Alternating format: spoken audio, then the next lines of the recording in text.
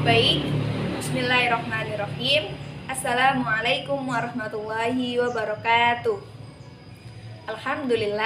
Alhamdulillahirabbil alamin wa bihi nasta'in ala umuri dunya waddin wassalatu wassalamu ala asrofil anbiya'i wal mursalin wa ala alihi wa sahbihi ajma'in amma ba'd. Yang saya hormati Ibu Dian Rifiyati selaku dosen pengampu mata kuliah ilmu pendidikan serta teman-teman sekalian yang saya banggakan. Pertama-tama, marilah kita panjatkan puji syukur kehadirat Allah Subhanahu wa Ta'ala yang telah melimpahkan rahmat dan karunia-Nya sehingga kita semua masih diberikan nikmat sehat, nikmat iman, nikmat Islam, dan nikmat ihsan. Kedua kalinya, sholawat ma'asalam tetap tercurahkan kepada junjungan kita, Nabi Agung Nabi Muhammad Sallallahu Alaihi Wasallam, Allahumma sholli alaih, yang kita nantikan syafaatnya kelak di yaumil qiyamah nanti. Amin amin ya rabbal alamin.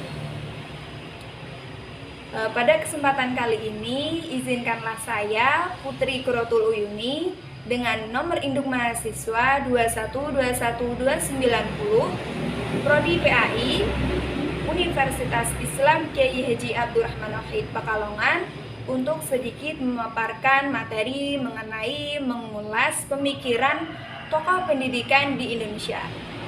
Nah, pada kesempatan kali ini saya mengambil dari pemikirannya beliau, yaitu Ki Hajar Dewantoro. Tentu teman-teman sekalian sudah sangat familiar dengan nama tersebut. Ya, betul. Beliau adalah Bapak Pendidikan di Indonesia.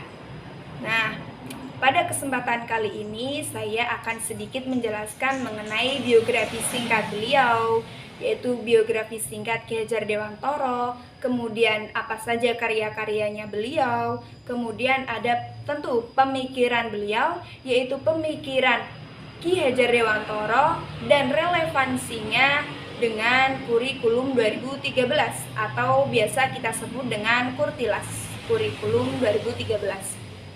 Nah, untuk teman-teman sekalian, silakan diperhatikan dan semoga bermanfaat. Sekian dari saya. Selanjutnya, pemaparan materi. Pada slide pertama ini, ada biografi singkat Ki Hajar Dewantoro. Nama lahir beliau yaitu Raden Maswardi Suryaningrat. Tempat tanggal lahir, Kadipaten Pakualaman, Yogyakarta, pada 2 Mei 1889. Kemudian ayah yaitu KPH Suryaningrat, sedangkan ibu Raden Ayu Sandiah dan istri Raden Ayu Sutartina. Kakeknya Sri Paku Alam III. Beliau wafat pada 26 April 1959 di rumahnya Mujamuju, Yogyakarta. Ki Hajar Dewantoro ditetapkan sebagai pahlawan nasional pada tanggal 28 November 1959. Nah, karya-karya Ki Hajar Dewantoro ada buku bagian pertama yaitu tentang pendidikan, buku bagian kedua tentang kebudayaan, sedangkan buku bagian ketiga yaitu tentang politik dan kemasyarakatan. Buku bagian keempat tentang riwayat dan perjuangan hidup penulis, yaitu Ki Hajar Dewantoro. Ki Hajar Dewantoro terlahir dengan nama Raden Maswardi Suryaningrat pada 2 Mei 1889. Ia berasal dari lingkungan keluarga keraton, tepatnya Pura Pakualaman, Yogyakarta. Ki Hajar Dewantoro merupakan cucu dari Sri Paku Alam III, sedangkan ayahnya bernama KPH Suryaningrat dan ibundanya bernama Raden Ayu Sandiah yang merupakan buyut dari Nyai Ageng Serang, seorang keturunan dari Sunan Kalijaga. Nah, Raden Maswardi Suryaningrat atau Ki Hajar Dewantoro kemudian berganti nama pada usia ke-39 tahun. Lingkungan hidup pada masa Ki Hajar Dewantoro kecil sangat besar pengaruhnya terhadap jiwanya yang sangat peka terhadap kesenian dan nilai-nilai kultur maupun religius. Setelah berganti nama, dengan Ki Hajar Dewantoro dapat leluasa bergaul dengan rakyat kebanyakan pada umumnya. Sehingga dengan demikian perjuangannya menjadi lebih mudah diterima oleh rakyat pada masa itu. Nah, pada tanggal 4 November 1907 dilangsungkanlah nikah gantung antara Raden Mas Suwardi Suryaningrat dengan Raden Ayu Surtartinah. Keduanya adalah cucu dari Sri Paku Alam III. Ki Hajar Dewantoro meninggal dunia pada tanggal 26 April 1959 di rumahnya Mujamuju, Yogyakarta. Pada tanggal 29 April, jenazah Ki Hajar Dewantoro dipindahkan ke pendopo Taman Siswa. Dari pendopo Taman Siswa kemudian diserahkan kepada Majelis Luhur Taman Siswa. Nah, pada tanggal 28 November 1959, Ki Hajar Dewantoro ditetapkan sebagai pahlawan nasional. Pada tanggal 16 Desember 1959, pemerintah menetapkan tanggal lahir Ki Hajar Dewantoro pada tanggal 2 Mei itu sebagai Hari Pendidikan Nasional berdasarkan keputusan Presiden Republik Indonesia nomor 316 tahun 1959. Yang kedua, ada pemikiran Ki Hajar Dewantoro dan relevansinya dengan kurikulum 2013. Yang pertama, yaitu tujuan pendidikan. Tujuan pendidikan merupakan masalah sentral dalam pendidikan, sebab tanpa perumusan yang jelas tentang tujuan pendidikan, maka kegiatan pendidikan menjadi tanpa arah, bahkan dapat salah langkah.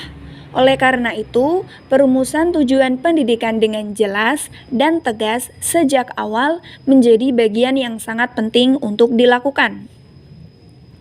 Nah, menurut Ki Hajar Dewantoro, pendidikan sebagai tuntunan di dalam hidup tumbuhnya anak-anak. Artinya, pendidikan menuntun segala kekuatan kodrat yang ada pada anak-anak itu, agar mereka sebagai manusia dan sebagai anggota masyarakat dapatlah mencapai keselamatan dan kebahagiaan yang setinggi-tingginya.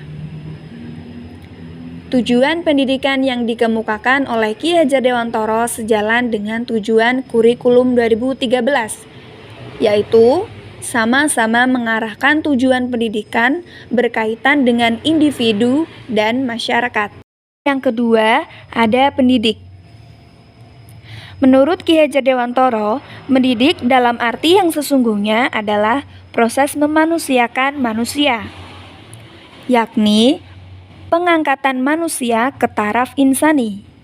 Ki Hajar Dewantoro memberikan beberapa pedoman dalam menciptakan kultur positif seorang pendidik. Semboyan trilogi pendidikan memiliki arti yang melibatkan seluruh pelaku pendidikan atau guru dan peserta didik adalah ing ngarso sung tulodo, ing madya mangun karso, bantut wuri handayani. Beberapa hal yang perlu dimiliki pendidik untuk mendukung implementasi kurikulum 2013 yaitu menguasai dan memahami kompetensi inti dalam hubungannya dengan kompetensi lulusan. Berdasarkan pemaparan di atas, tentulah dapat kita pahami, menurut Ki Hajar Dewantoro, pendidik terdiri dari orang tua, guru, atau pemimpin, termasuk pemimpin spiritual. Peran pendidik yaitu sebagai fasilitator dan motivator. Sementara menurut kurikulum 2013, peran pendidik juga sebagai fasilitator dalam pembelajaran. Tetapi sedikit berbeda dengan Ki Hajar Dewantoro, kurikulum 2013 menjadikan pendidik sebagai mitra belajar bagi peserta didik. Relevansi ini tidak hanya dianalisis dari peran guru, tetapi berdasarkan kompetensi yang harus dimiliki oleh seorang guru. Berdasarkan Undang-Undang Nomor 14 Tahun 2005 tentang guru dan dosen pada pasal 10 ayat 1 menyatakan bahwa kompetensi guru meliputi kompetensi pedagogik, kompetensi kepribadian, kompetensi sosial, dan kompetensi profesional. Kemudian yang ketiga yaitu prinsip pembelajaran. Menurut Ki Hajar Dewantara, dalam melaksanakan proses pendidikan di taman siswa berlandaskan pada 5 prinsip yang disebut Pancadharma, yaitu prinsip kemerdekaan, prinsip kebangsaan, prinsip kebudayaan, prinsip kemanusiaan, dan prinsip kodrat alam. Menurut Kaimuddin, kurikulum 2013 dikembangkan dengan karakteristik sebagai berikut. Mengembangkan keseimbangan antara pengembangan sikap spiritual dan sosial, rasa ingin tahu, kreativitas, kerjasama dengan kemampuan intelektual dan psikomotorik. Nah, berdasarkan pemaparan di atas, prinsip pembelajaran yang ada di kurikulum 2013 relevan dengan prinsip pembelajaran menurut Ki Hajar Dewantara, yaitu pertama, prinsip kemerdekaan. Pada kurikulum 2013 dikembangkan dengan memberikan kesempatan kepada peserta didik untuk mengembangkan perbedaan dalam kemampuan dan minat. Yang kedua, prinsip kebangsaan. Pada kurikulum 2013 didasarkan kepada kepentingan prinsip kebangsaan.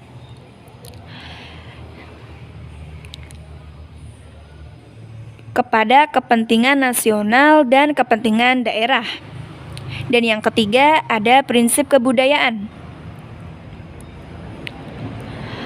Prinsip kebudayaan pada kurikulum 2013 berpusat pada potensi, perkembangan, kebutuhan, dan kepentingan peserta didik dan lingkungannya.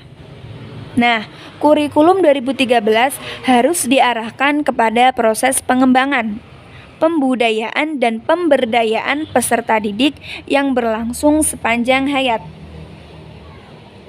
Keempat, prinsip kodrat alam. Pada kurikulum 2013 harus relevan dengan kebutuhan kehidupan. Kurikulum 2013 harus tanggap terhadap perkembangan ilmu pengetahuan, budaya, teknologi, dan seni. Dan yang terakhir, kelima, yaitu prinsip kemanusiaan. Kurikulum dikembangkan berdasarkan prinsip bahwa peserta didik berada pada posisi sentral dan aktif dalam pembelajaran. Yang keempat ada materi pembelajaran. Materi pembelajaran yang ditetapkan kurikulum 2013 relevan dengan pemikiran pendidikan Ki Hajar Dewantara, yaitu materi pembelajaran diajarkan sesuai dengan tingkat perkembangan usia peserta didik. Kemudian, mata pelajaran yang terdapat pada kurikulum 2013 juga sudah relevan dengan pemikiran pendidikan Ki Hajar Dewantara, yaitu dengan meletakkan mata pelajaran pendidikan agama dan budi pekerti di setiap jenjang satuan pendidikan, mulai dari tingkat SD, SMP, SMA, hingga perguruan tinggi atau dalam pemikiran. Ki Hajar Dewantara pada Taman Indria dan Taman Anak pada usia 5-8 tahun, Taman Muda usia 9-12 tahun, Taman Dewasa pada usia 14-16 tahun, Taman Madya dan Taman Guru pada usia 17-20 tahun. Yang terakhir ada metode pembelajaran. Metode pembelajaran yang digunakan Ki Hajar Dewantara adalah sistem Among. Among yang memiliki pengertian menjaga, membina, dan mendidik anak dengan kasih sayang. Ada 3 metode pembelajaran yang dipakai Ki Hajar Dewantara, yaitu ngerti, ngerasa, dan ngelakoni. Sedangkan alur pembelajaran yang ada pada kurikulum 2013 sudah relevan dengan metode pembelajaran yang dikemukakan oleh Ki Hajar Dewantara. Yang pertama, Pembelajaran tematik integratif pada kurikulum 2013 relevan dengan metode ngerti yang dijelaskan oleh Ki Hajar Dewantoro. Pada pembelajaran ini diberikan pengertian yang sebanyak-banyaknya kepada peserta didik. Pembelajaran ini mampu mewadahi dan menyentuh secara terpadu dimensi emosi, fisik, dan akademik peserta didik di dalam kelas atau di lingkungan sekolah. Dan yang kedua, ada pendekatan saintifik. Pada kurikulum 2013 relevan dengan metode ngerasa yang dijelaskan oleh Ki Hajar Dewantoro. Pendekatan ini berusaha semaksimal mungkin untuk memahami dan merasakan tentang pengetahuan yang diperolehnya. Pendekatan ini harus diisi dengan aktivitas pengumpulan data melalui observasi atau eksperimen, mengolah informasi atau data, menganalisis, kemudian memformulasi dan menguji hipotesis. Yang ketiga, model pembelajaran berbasis proyek atau project based learning pada kurikulum 2013 sudah relevan dengan metode ngelakoni yang dijelaskan Ki Hajar Dewantoro, bahwa setiap pendidikan disertai tanggung jawab. Apabila pengetahuan yang telah didapatnya sudah mantap, hendaknya segera dilakukan, jangan ditunda-tunda. Nah, pada model pembelajaran ini melibatkan siswa dalam kegiatan pemecahan masalah dan tugas-tugas bermakna lainnya. Memberi peluang siswa bekerja secara otonom, mengonstruk belajar mereka sendiri, dan puncaknya menghasilkan produk karya siswa bernilai dan berestetik. Dan puncaknya menghasilkan produk karya siswa bernilai dan realistik. Nah, cukup sekian teman-teman yang dapat Putri sampaikan. Kurang lebihnya Putri minta maaf. Semoga bermanfaat ilmunya bagi kita semua. Sekian, terima kasih. Wassalamualaikum warahmatullahi wabarakatuh.